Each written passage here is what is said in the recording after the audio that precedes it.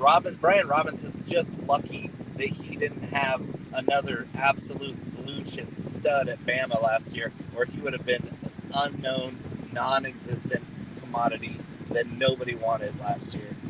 There's no way Brian Robinson gets drafted by anybody if he wasn't in just kind of that niche little, I've been here so long that they finally ran out of guys to start over. And so think Master Teague with Ohio State. Robinson could have been Master Teague, but he just got lucky. He's not good. He can't catch. He can't break tackles. He's not fast or quick. So I don't know what the Commanders were thinking there. Gibson's the star here, and I think Gibson's still going to be a top 10 back in PPR because they're going to find out that Robinson and McKissick are basically dust next to each other, and Gibson's actually really good. That's a great segue, Bo, into talking about Antonio Gibson, by the way, because I do want to talk about him.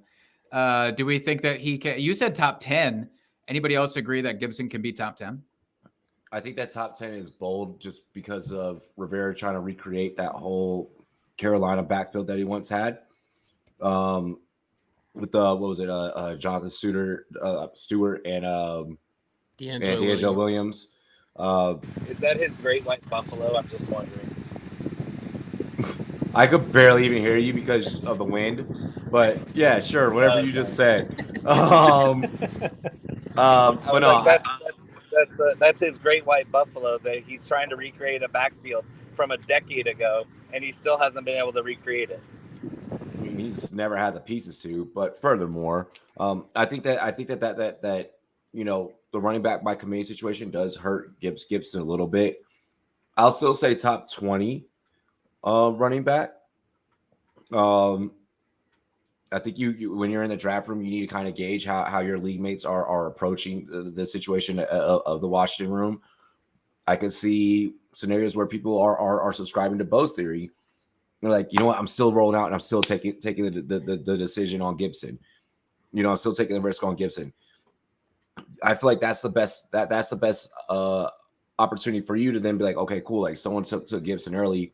Let me see what I can clean up on. If you are in a situation where people are thinking like myself, that's opportunistic because Gibson can fall to you.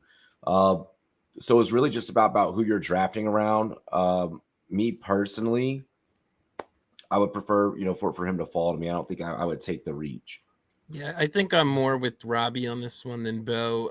I love Antonio Gibson as a talent. I agree. He's clearly the most talented back there. I don't get why they don't want to use him as a pass catcher, as he's a guy that came out we thought might be a receiver, but they don't. So, I mean, they've kind of told us, I mean, they drafted Brian Robinson on day 2. They stole J.D. McKissick back from Buffalo to make sure they had him.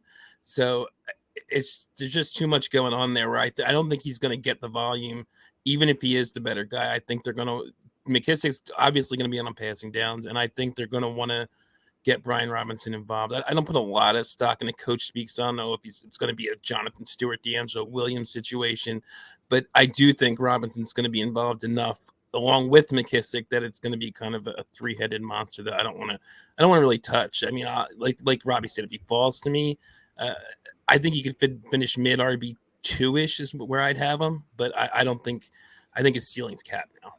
And also with that, I mean, Rivera making that statement about the running back by committee fairly early. If we're sitting at a poker table, like you're showing your hand, you know, very, very soon. You know, so is Brian Robertson really, really going to be that person? We know that it's going to be a running back committee because, like you said, you brought up J.D. McKissick.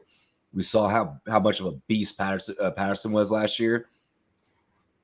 Is Robinson going to be Keith Marshall 2.0? Yet to be seen. So I would say approach with caution. You're definitely rolling the dice. If you could get Gibson as a faller, best opportunity for you.